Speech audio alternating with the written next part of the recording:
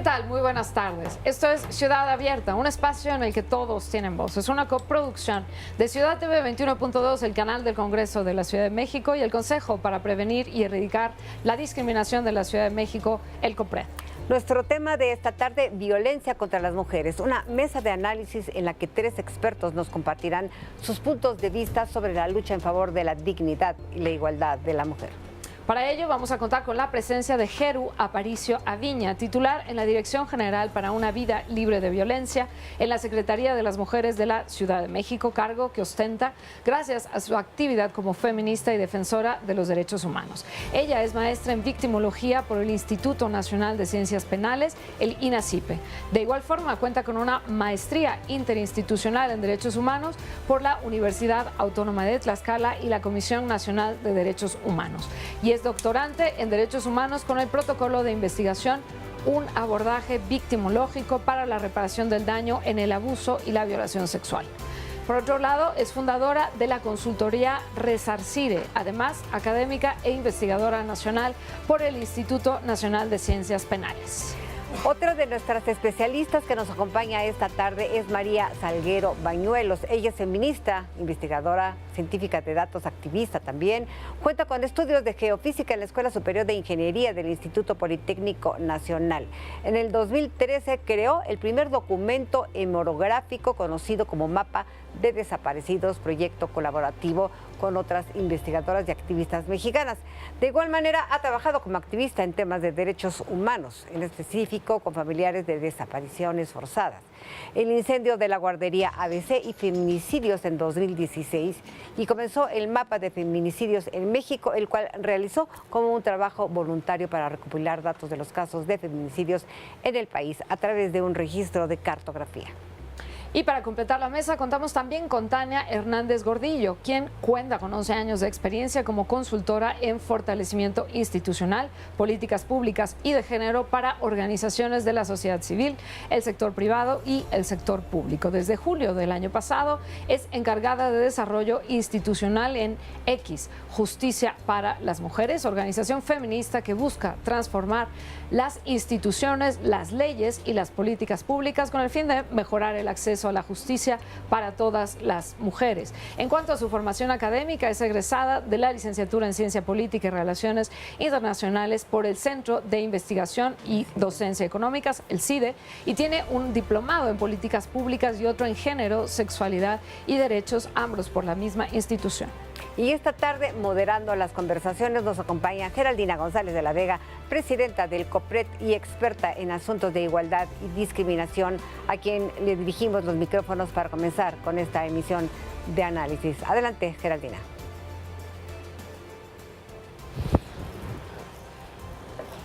Yasmín, Julia, muchísimas gracias.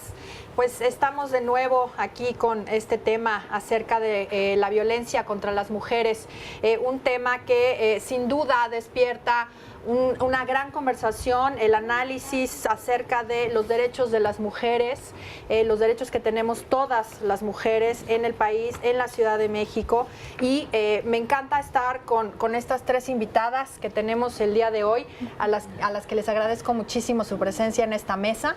El día de hoy nuevamente hemos elegido este formato de mesa, generalmente nos sentamos allá y vamos una por una, pero creo que precisamente el tema de violencia contra las mujeres es un tema que me parece que tenemos que rebotar entre todas y desde distintas atalayas, desde distintos puntos de vista. Entonces, muchísimas gracias, Jeru, María, Tania, pues es un placer tenerlas por aquí. Muchas gracias. Me gustaría iniciar con María por el trabajo que has venido realizando con el mapa de feminicidios. Es un trabajo que admiro muchísimo. No tenía el gusto de conocerte en persona. Te sigo en Twitter como Princesa Batori. No, ya lo cambié. ¿Ya lo cambiaste?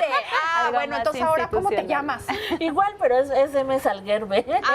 Bueno. Nada más cambié la ID porque la cuenta sigue siendo la misma. Buenísimo, porque la verdad es que yo te sigo desde hace mucho tiempo y admiro muchísimo este trabajo que has estado haciendo y del cual me encantaría que nos platicaras. Ay, muchas gracias. Pues empecé cuando cuando empecé a ver que estaban incrementando los asesinatos de mujeres en 2015. De hecho, tú y yo nos seguimos desde 2010, desde la guerra contra el narco de Felipe Calderón, por Sí. lo de la guardería ABC. Así es. Pero se me hizo la costumbre de leer el blog del narco, la nota roja, y en ese mismo, para entender un poco de la violencia que vivían las regiones. Si tú le quitas no veas una nota roja con morbo, sino vela como una fuente de información. Lo que pasa es que es muy descriptiva y a veces la descripción es muy dura. Sí. Entonces, pero te da una gran cantidad de datos. Entonces yo empecé que no nada más era, en 2015 vi que no nada más era cuestión del Estado de México, seguían ocurriendo en Ciudad Juárez, Sí. ocurrían en la Ciudad de México, ocurrían en todos los estados del país. Entonces, y yo les decía a las activistas, es que los feminicidios en la Ciudad de México, no es que los del Estado de México, y eran de aquí, de la ciudad. Claro. O sea, es que el Estado de México invisibilizó a todos los demás, por eso empecé a hacer el mapa.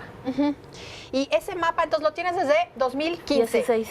2016. Ajá, en Desde 2000. 2016 has sido tú quien ha estado dando seguimiento a todos los asesinatos violentos o homicidios violentos en contra de mujeres en todo el país, Sí, a través del seguimiento de notas periodísticas. sí.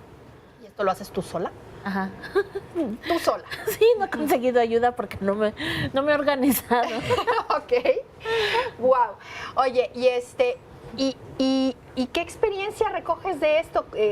O sea, ¿qué te ha ido dejando? ¿Qué has aprendido, digamos, de todo esto? En un sentido de, entiendo que además los datos que tú manejas, pues son casi los únicos datos que se tienen en el país más completos, digamos, sobre Sí, aún el así panorama. me faltan datos, agregar de octubre, noviembre y diciembre. Imagínate Ok. cómo estoy.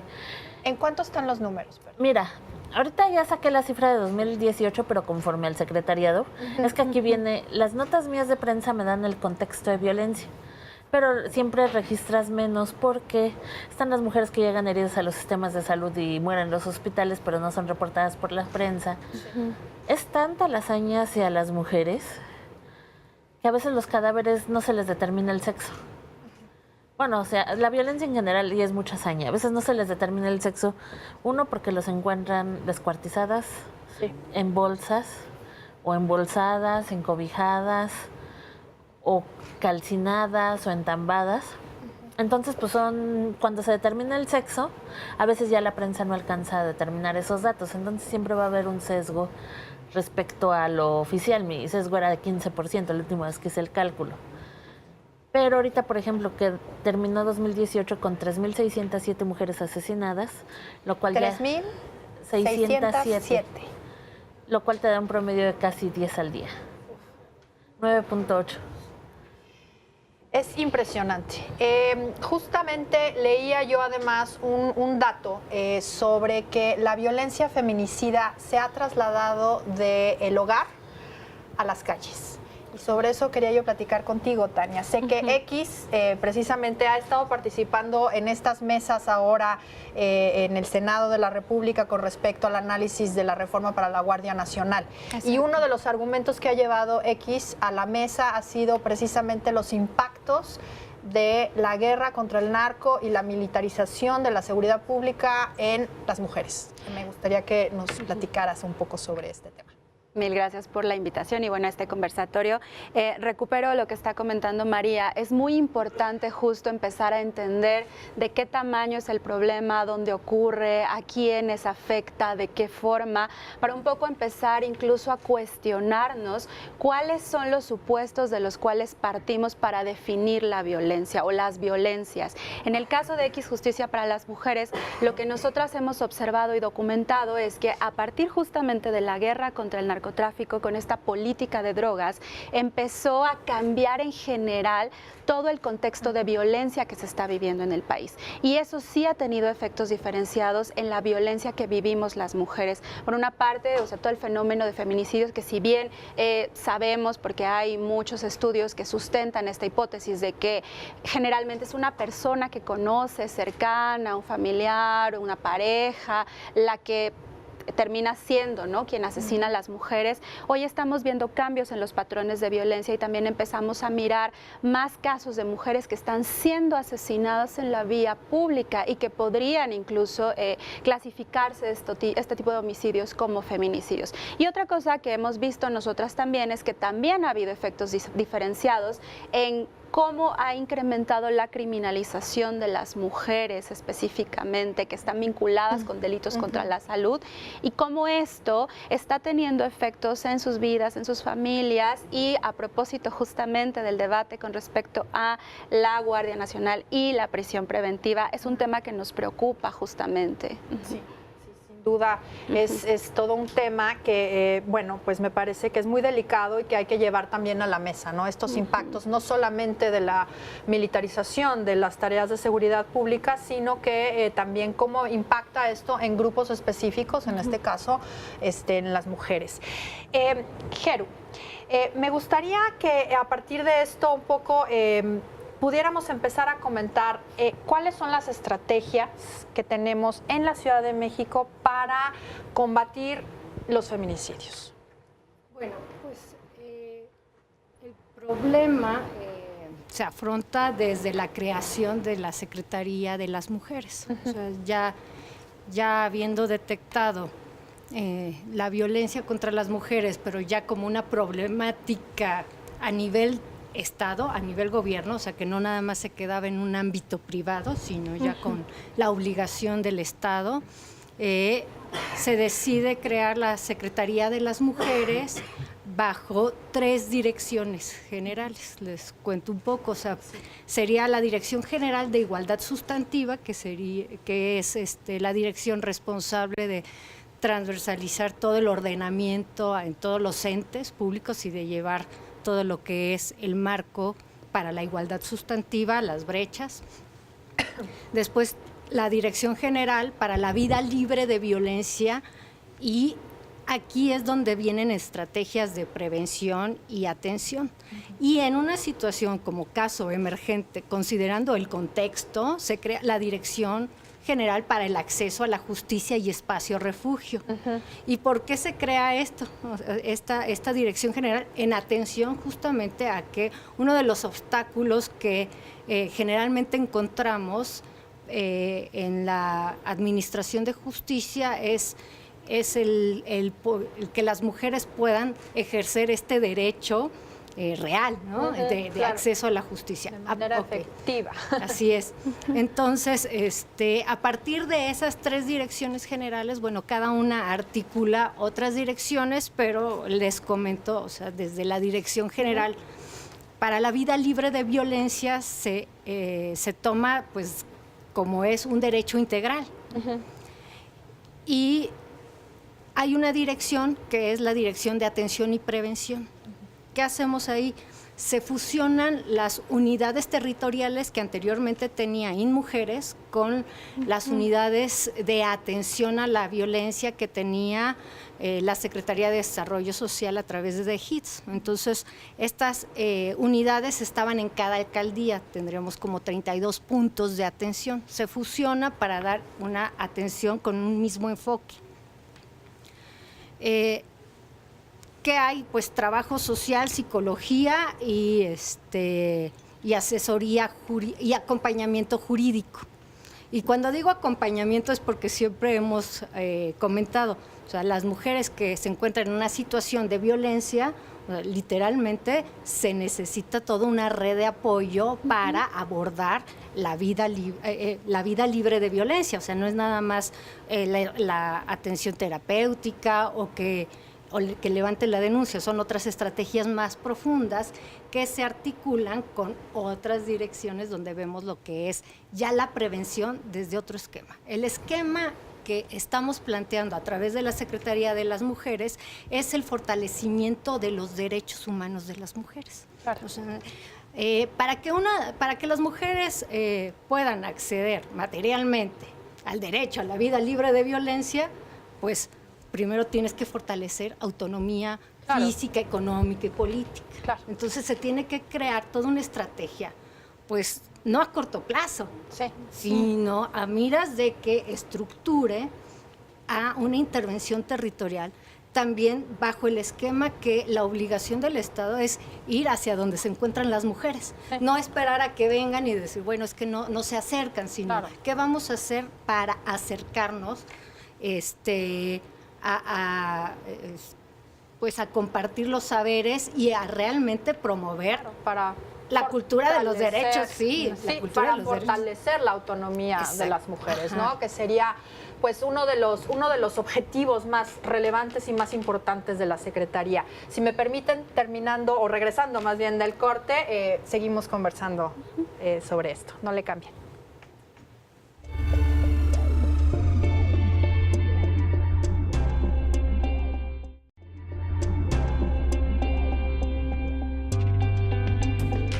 Esto es Ciudad Abierta, un espacio en el que la diversidad en todos los ámbitos está presente. Y seguimos con nuestra mesa de análisis de hoy. El tema es violencia contra las mujeres.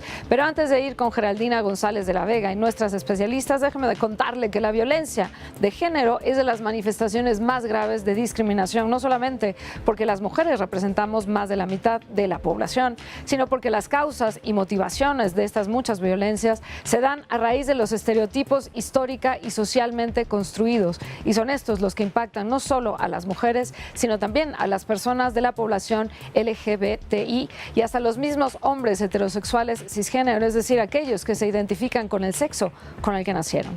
Y ahora sí, continuamos con nuestra mesa de análisis sobre violencia contra las mujeres. Vamos contigo, Geraldina González de la Vega. Muchas gracias, Julia. Pues sí, efectivamente, la violencia contra las mujeres es una manifestación de la discriminación y tiene como origen justamente la discriminación y los estereotipos que existen y que se van construyendo en contra de las mujeres. Para continuar con nuestra conversación, yo quisiera pedir que nos pongan el mapa que ha venido construyendo María, porque me gustaría que nos explicara un poco cómo lo ha venido justo construyendo y cómo ha venido trabajando en esto. No sé, a ver, ¿qué es lo que estamos viendo? Mira, Bueno, justamente es el abrieron mapa. el Triángulo del Huachicol en Guanajuato. Mira. ¿Hay algún impacto del tema? Sí. Sí. Mira, posiblemente era, porque era lo que hablaba con Héctor de Mauleón y con otros periodistas, les Sí. digo, no sabemos el papel de la mujer dentro del huachicoleo, pero tenemos a dos cárteles peleándose. Claro. Sabemos que se pelean por la extracción de los combustibles. Sí. De hecho, hice un mapa de ductos y feminicidios. Antes de que sigas, para quien no conoce el mapa, ¿qué significan todas las bolitas? Mira, las azules son 2016, las moradas 2017 y las rositas 2018. Son mujeres asesinadas. muertas, asesinadas. Sí. Y Ajá. entonces se pusieron justo en el triángulo, pero Sí. es aquí viene, era lo que decíamos, la intervención del crimen organizado en los asesinatos de mujeres. En un año subieron 90%. O sea, de 171 terminó con 326 mujeres asesinadas, pero En esta área Ajá. del huachicoleo. sí, pero en todos los estados donde hay presencia de crimen Ajá. organizado, asesinan a las mujeres. Hay una característica, se dan los feminicidios por pertenencia al enemigo. La forma de hacer daño al enemigo es Ajá. asesinando a sus mujeres. Por eso, si tú abres un periódico de nota roja o nota local, te vas a dar cuenta pareja asesinada, pareja ejecutada. Sí. Hay un caso en Zacatecas que no pudieron asesinar a un mando policíaco, a la semana regresaron por su esposa.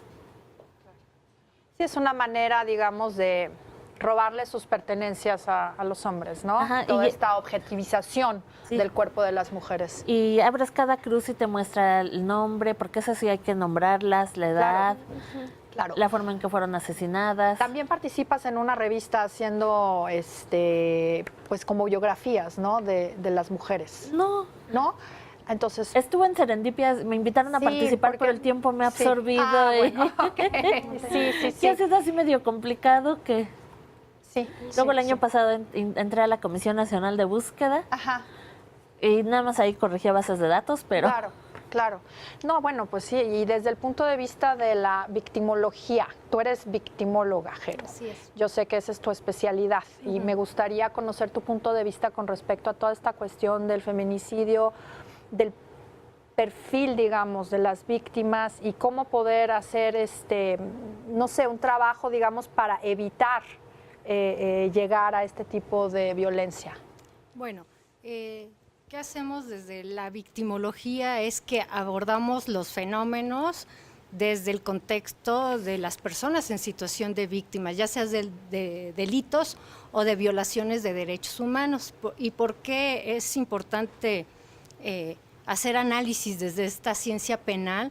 Es porque la mayoría de las estrategias y de los abordajes y de las intervenciones generalmente son creados y desarrollados por personas que no han estado en una situación y desconocen cómo se vive, cómo es la victimodinámica, o sea, de una persona que deviene en una situación de víctima.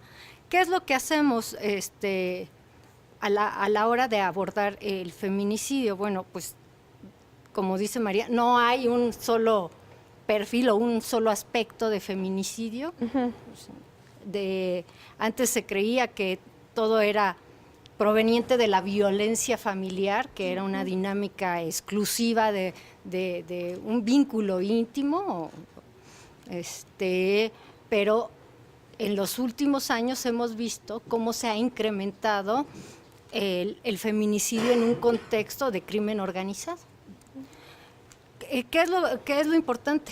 Primero, reconocer el hecho per se, porque algo que siempre se me hace muy perverso es seguir pensando que es una situación de relaciones. Digo, porque en ese momento, al parecer, se deposita en las mujeres el que hayan sido asesinadas. ¿Sí? Por no haber denunciado, por seguir con esa pareja. Sí, generalmente se culpa a la víctima, ¿no? Siempre, digo, entonces, con el feminicidio, igual que con cualquier otro tipo de violencia de género, ¿no?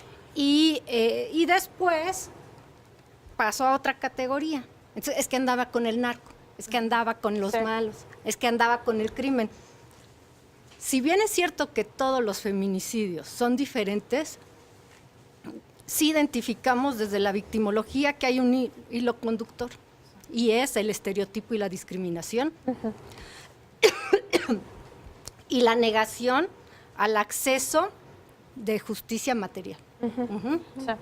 Porque desde esa dinámica ya no se hacen las investigaciones, porque parece ser que si andaba con un narco, no tiene derecho a una investigación en la debida diligencia y a que se visibilice este aspecto de territorialidad que dice Rita Segato, cuerpo-territorio, en donde las mujeres vienen a ser también, o sea, parte del motín, a ser cosificadas. Claro. Y hacer... Lo vemos en contextos de guerra, ¿no? Que la violación hacia las mujeres es parte de la manera de vencer, digamos, al enemigo y de hacerle ver la fuerza de quienes ganan, ¿no? Entonces, ¿qué es lo más complejo? Entonces, no nada más tenemos impactos de hechos victimizantes por parte de particulares, sino también tenemos impactos de hechos victimizantes por parte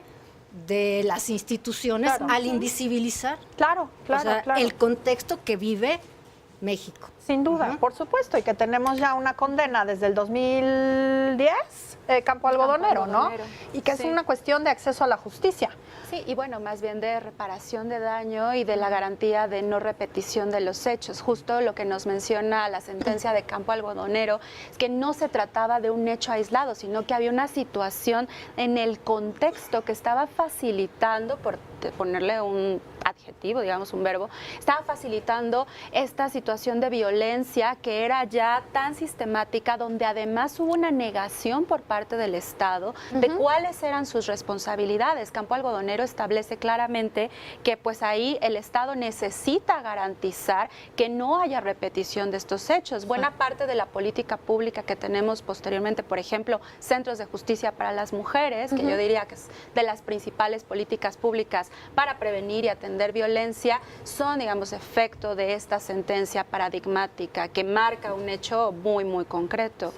Sí, para poner un poco en el contexto a quienes nos están viendo, la sentencia de Campo Algodonero es una sentencia que condena al Estado mexicano por los homicidios de mujeres en Ciudad Juárez, ¿no? Y que justamente establecen que el Estado mexicano es responsable por la muerte de mujeres, a pesar de que no fueron homicidios cometidos directamente por entes del Estado o por las autoridades del Estado, por su inactividad y porque además ni siquiera se pusieron a investigar porque estereotiparon a todas las mujeres que habían desaparecido y que después hallaron sus cadáveres, diciéndoles a los padres, ay, pues seguro se fueron por ahí con el novio, para que andaban de locas, para que salieron en la noche, ¿no? Y es justamente toda esta cuestión de estereotipar a la víctima, de negar el acceso a la justicia por esta propia estereotipación y la responsabilidad del Estado para justo garantizar esta vida libre de violencia, ¿no? Que es un poco, bueno, no un poco, un mucho, el objeto primordial de esta Secretaría de las Mujeres. Sí, porque o sea, cuando hablamos de fortalecer los derechos humanos de las mujeres, hablamos también de otorgar herramientas para este ejercicio y goce, o sea, por parte de ellas antes de que sean impactadas por un delito. En este contexto de que está normalizada y naturalizada estructuralmente. Entonces, ¿por qué no permea muchas veces los programas o lo que es la atención y la prevención en este viejo esquema? Pues porque al estar normalizada y naturalizada ni siquiera llegan a las instituciones. Entonces, digo, el movimiento tiene que ser al revés. O sea, ¿para qué nos vamos a esperar a que estén impactadas y que empiece todo este proceso de empoderamiento que le llaman desde una intervención psicosocial, la asesoría jurídica? Le digo, no, la verdadera prevención viene antes, cuando fortaleces todo el esquema de derechos humanos y también, aquí voy a decir algo en confrontación muchas veces para otros esquemas, cuando empiezas a trabajar con las masculinidades, la construcción de las masculinidades, que es algo que también la Secretaría de las Mujeres ha asumido el reto de crear redes de jóvenes por la igualdad y la no violencia, en donde se busca, o sea, un cuestionamiento a esta construcción de una masculinidad tradicional o tóxica que muchas veces está construida en este abuso de poder, desde un estereotipo y una discriminación de considerar a las mujeres en alguna subordinación. Claro. Pues ahorita regresando del corte vamos a continuar hablando sobre estas cuestiones de las masculinidades, los programas que se han construido a partir del gobierno de la Ciudad de México para construir un empoderamiento de las mujeres, el acceso a la justicia y más. No le cambien. Gracias.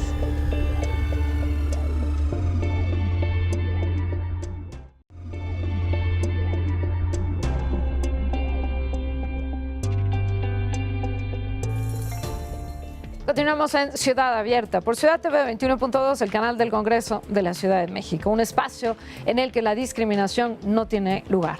Es por ese motivo que nuestras invitadas de hoy analizan la violencia contra las mujeres. Y en este contexto le platico que la Convención Belém do Pará, en su preámbulo, señala que la violencia contra la mujer es una manifestación de las relaciones de poder históricamente desiguales entre mujeres y hombres. Asimismo, reconoce que el derecho de toda mujer a una vida libre de violencia incluye el derecho a ser libre de toda forma de discriminación.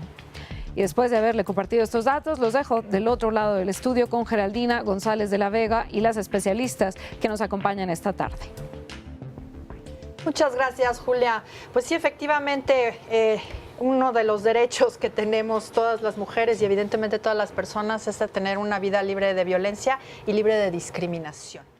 Y justo uno de los temas que han salido en esta mesa es el tema de la discriminación en el acceso a la justicia. ¿Cómo está el panorama en el acceso a la justicia? Comentábamos hace un momento cómo es esta cadena, digamos, desde que una mujer denuncia un acto de violencia o los familiares de una mujer presuntamente víctima de un acto de violencia, porque muchas veces van a denunciar la desaparición de una mujer cercana. ¿Cómo es esta respuesta y cuáles son los problemas a los que se enfrentan? Bueno, de entrada lo que nosotras desde X Justicia para las Mujeres hemos documentado es que hay una alta desconfianza por parte de las mujeres, en este caso, hacia las autoridades, hacia la respuesta. solo por poner un dato, de 150,000 denuncias que se han recibido en el 2016, al menos este dato, 11% pasan a investigación. De ese 11% que pasan a investigación, únicamente el 2.4 terminó con una sentencia. Estamos hablando a nivel nacional. Nivel nacional. Y aquí es cuando ya llegamos a tener una sentencia, en muchas ocasiones ni siquiera sabemos bajo qué criterios se establecieron estas sentencias, porque hay una gran opacidad dentro del Poder Judicial. Claro. Pero si me regreso a estos 150,000 denuncias, las mujeres que llegan efectivamente a tocar la puerta y quieren denunciar y quieren tener este acceso a la justicia, lo que se encuentran muchas veces son jueces, personas juzgadoras que están analizando los casos bajo estereotipos de género, bajo una visión altamente revictimizante, y ya como anecdotario quizás han visto los casos recientes de mujeres que han denunciado intentos de secuestro en el metro, y muchas veces lo que se les está respondiendo es pero toma mucho tiempo, pero esto va a salir muy costoso, pero igual ya no te pasó nada, estás bien, ¿para qué te complicas? Solo el día de ayer tuvimos un caso muy cercano de una colaboradora que presenció una situación así en el espacio público, y lo que le devolvían en este caso fue una muy buena respuesta por parte de las autoridades, de un acompañamiento cercano, pero tristemente es la excepción. Y tan sigue siendo un problema el tema de estereotipos de género en acceso a la justicia, que la última recomendación que hizo CEDAW a México en julio de 2018 señala explícitamente como uno de los temas a atender desde el Poder Judicial el juzgar con perspectiva de género y el justo eliminar estos estereotipos de su práctica Claro, judicial. la perspectiva de género, que es uno de los mecanismos o de las herramientas más relevantes que tenemos justamente para alertar, digamos, para utilizar, siempre utilizo este símil, ponerse los lentes de género para poder ver todas estas situaciones de jerarquía, de vulnerabilidad, en fin, todas estas situaciones en las que pudieran encontrarse las mujeres con respecto a los casos o a los asuntos que se están analizando, y cómo precisamente esta perspectiva de género pues sí se ha,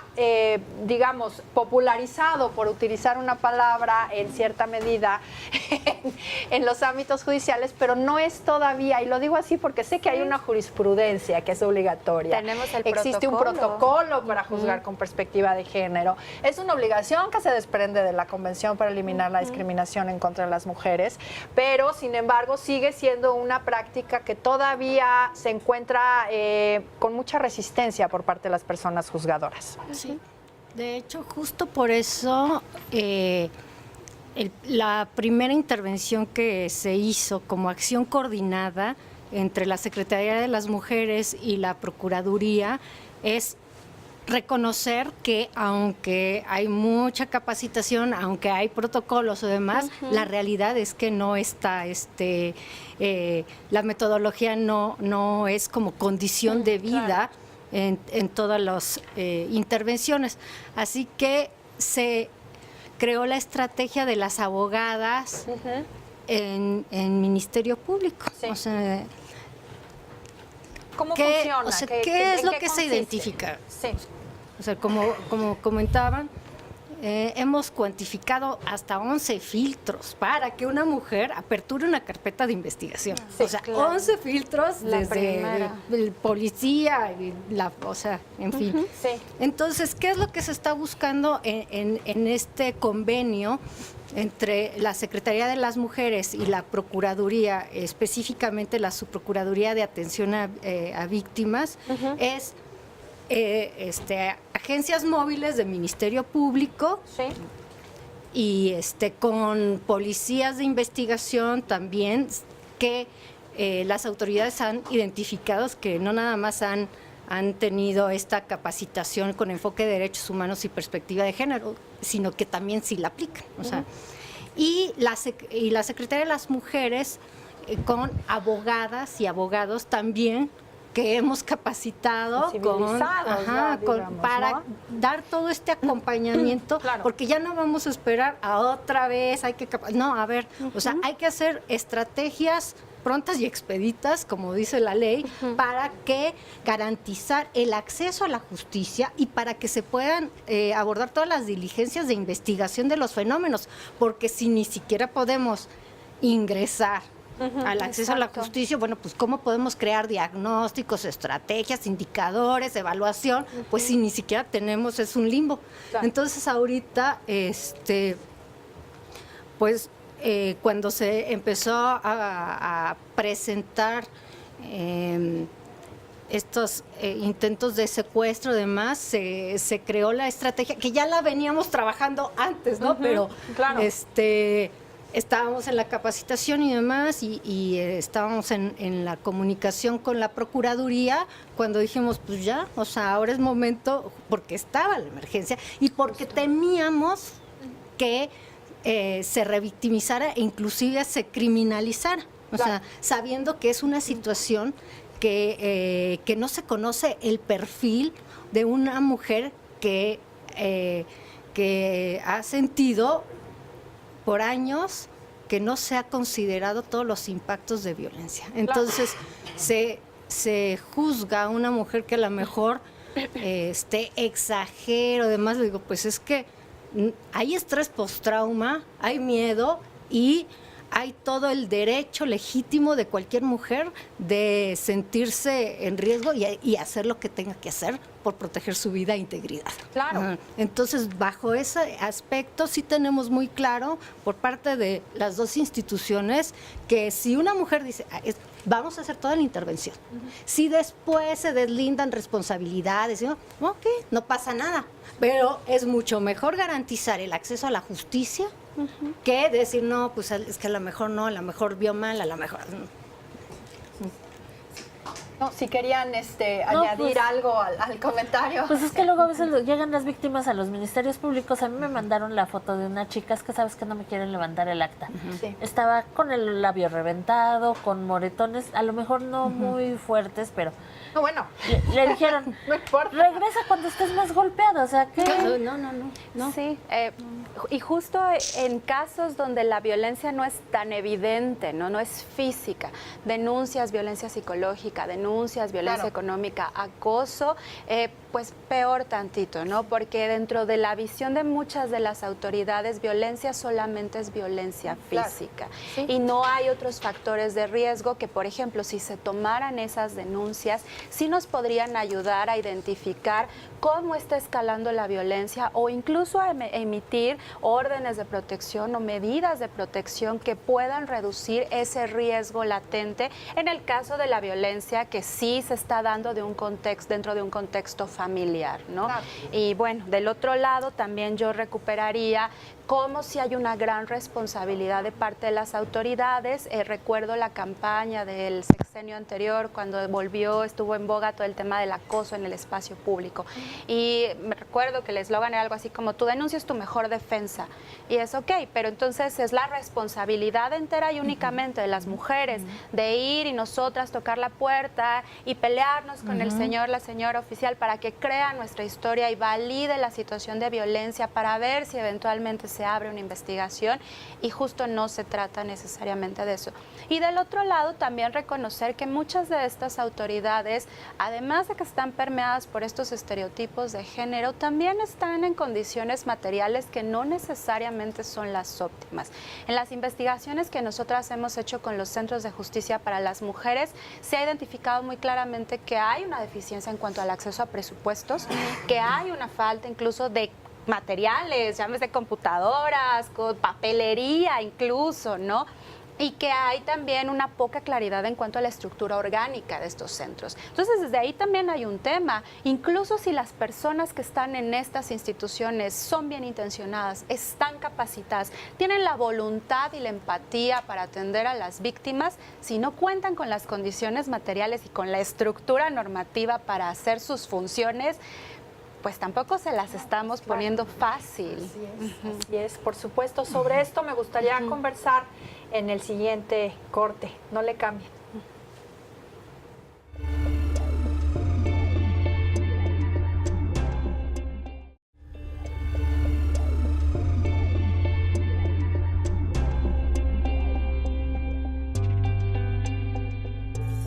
Estamos de regreso en Ciudad Abierta, espacio de la diversidad, conversando con nuestras invitadas en esta mesa de análisis sobre la violencia contra las mujeres. Y a propósito de ello, le comparto que la Convención sobre la Eliminación de todas las formas de discriminación contra la mujer, la CEDAW, define la discriminación contra la mujer como toda distinción, exclusión o restricción basada en el sexo que tenga por objeto o por resultado menoscabar o anular el reconocimiento, goce o ejercicio por la mujer, independientemente de su estado civil, sobre la base de la igualdad del hombre y la mujer, de los derechos humanos y las libertades fundamentales en la esfera política, económica, social, cultural y civil o en cualquier otra esfera. Ahora vamos con la parte final de esta mesa de análisis. Adelante, Geraldina González de la Vega. Julia, muchas gracias. Pues sí, efectivamente la CEDAW, la primera convención que reconoce como tal los derechos de las mujeres, y no porque tengamos derechos especiales, sino porque fue necesario decir que también tenemos derechos y que tenemos derecho a una vida libre de violencia. Retomando lo que dijo Tania hace un momento sobre los estereotipos y esta resistencia de las autoridades a la perspectiva de género en toda la cuestión de la investigación de los delitos. Me gustaría, Jeru, que nos habláramos sobre el riesgo feminicida. ¿A qué te refieres con eso? ¿Qué implica? Sí. ¿Qué es eso? Bueno, es que voy a retomar desde las palabras de Tania. Sí. Se identifica que cuando tienes personal en la administración de justicia que atiende a mujeres en situación de violencia, en esas condiciones que sabemos que se encuentran, pues también empiezan a generar sus mecanismos de defensa. El burnout, o sea, fatiga por compasión, el trauma vicario y todo lo que los síndromes o los padecimientos de personas que están en primer contacto hacen también que entren en un escotoma, y el escotoma es una venda que te impide ver cuando una mujer está en una situación de riesgo. Okay. Y que verdaderamente yo he hecho varias intervenciones donde no lo identifican. O sea, a pesar de que están capacitados y demás, ¿por qué? Pues porque están en una homeostasis emocional, digamos, tratando de ver de qué forma. Y entonces, bueno, esta indolencia, ¿cómo se puede afrontar? A ver, se puede afrontar desde la red, por ejemplo, contra la violencia. En la Secretaría de las Mujeres tenemos el sistema para identificación de riesgo feminicida. ¿Y por qué es importante tener estos indicadores? Precisamente para no entrar en subjetividades ni criterios discrecionales. Hay claramente una ruta crítica donde las expertas identificamos cuando una mujer va escalando en riesgo feminicida. Esta es la importancia del enfoque victimológico, desde la víctima, no desde afuera, donde venga más golpeada para ver si sí o que hasta que le salga sangre le voy a emitir la medida de protección. No, o sea, tenemos claros indicadores cuando una mujer está en una situación de riesgo feminicida, y tiene que ver con el grado de vulnerabilidad de su circunstancia, más el grado de peligrosidad, digamos, del hombro de la persona o de su contexto en donde puede ser víctima de un feminicidio. Entonces sí tenemos criterios muy, muy puntuales para identificar previamente a una mujer y tomar medidas. Pues vaya que es todo un tema y nos va a faltar tiempo. Nos quedan 3 minutos que quisiera yo aprovechar para que pues cerraran con alguna reflexión con respecto a este tema. María. Creo que les hace falta, porque eso sí lo he visto mucho, como en Tijuana sí lo están haciendo, ¿no? Porque el mismo subprocurador ha dicho, es que estamos investigando los contextos individuales de cada víctima. No es una cuestión de criminalizar, sino de entender qué situaciones de vulnerabilidad y desigualdad las llevaron a involucrarse en temas de delincuencia organizada. Y otros así se enrolaron en temas de delincuencia organizada, Astudillo en Guerrero y el procurador Samarripa en Guanajuato, y con eso se lavan las manos. En la ciudad no sé cómo, en la ciudad también llegan a decir eso. Claro, sí. Tania. Pues justo entender que el tema de la violencia Suena como algo muy cliché, pero es complejo y lo tenemos que mirar desde diferentes variables. No se trata solamente de violencia física, de violencia sexual. No está centrada únicamente en el espacio privado y creo que eso es algo que también valdría la pena como ejecutoras o como diseñadoras o evaluadoras de política pública, que tenemos que mirar esto más allá de la coyuntura, entender cuáles son estas causas para poder entonces pensar en respuestas más creativas que empiezan un poco a romper nuestros propios estereotipos acerca de cómo entendemos la violencia de género. Por supuesto. Y entiendo que una de las ideas que ha tenido la secretaria Gabriela Rodríguez desde la Secretaría de las Mujeres es justamente atacar el problema no solamente desde la reacción punitiva, sino también desde la educación. Sí, crear estrategias como redes de mujeres por la igualdad y la no violencia atiende a intervenciones territoriales también de apropiación de los espacios por parte de las mujeres de la comunidad, que son las que identifican dónde están las situaciones de riesgo para trabajarlas conjuntamente con cada alcaldía, porque pues cada alcaldía también tiene su enfoque especializado y diferenciado y hay que hacer intervenciones muy puntuales porque pues cada contexto es diferente. Trabajar también con los hombres en esta identificación y de construcción de masculinidades, trabajar en los derechos sexuales y reproductivos, en la prevención del embarazo adolescente y sobre todo esta autodeterminación corporal. Ahora, ¿qué celebro? Que yo digo que se está quebrando la simulación. O sea, de entrada sabíamos que si hacíamos buen trabajo, fíjense bien, si hacíamos buen trabajo, lo primero que iba a hacer, iba a empezar a salir los verdaderos números, la verdadera circunstancia. Entonces, sí estamos preparadas pues para este afrontamiento, pero es importante, o sea, primero se tiene que ver toda la PUS, todo lo que hay, pues para empezar a crear ciertas intervenciones. Pero ese es el compromiso de la jefa de gobierno y de la secretaria de decir, pues bueno, o sea, hay que identificar lo que hay. Pues sí. Pues yo creo que tenemos pendiente una segunda parte de este programa. Les agradezco muchísimo su presencia aquí y regresamos con Julia. Hemos llegado al final de esta emisión. Recuerde que Ciudad Abierta es una coproducción de Ciudad TV 21.2, el canal del Congreso de la Ciudad de México, con el Consejo para Prevenir y Eliminar la Discriminación de la Ciudad de México, el COPRED. Nos vemos la próxima semana aquí en Ciudad Abierta a las 6 de la tarde del miércoles y mañana en punto de las 4 de la tarde en el Ombligo de la Luna para hacer ciudad. Hasta entonces.